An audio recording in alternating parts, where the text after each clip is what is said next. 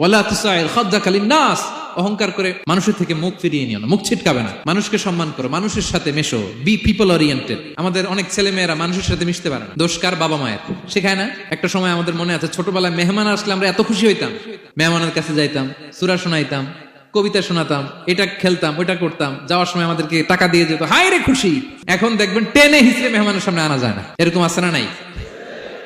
অনেক ফ্যামিলিতে এরকম আছে যে তারা সারাদিন ডিভাইস নিয়ে, এই ডিভাইস আসক্তি এত মারাত্মক পর্যায়ে পৌঁছেছে যে তারা মানুষের সাথে মিশতে পারে না।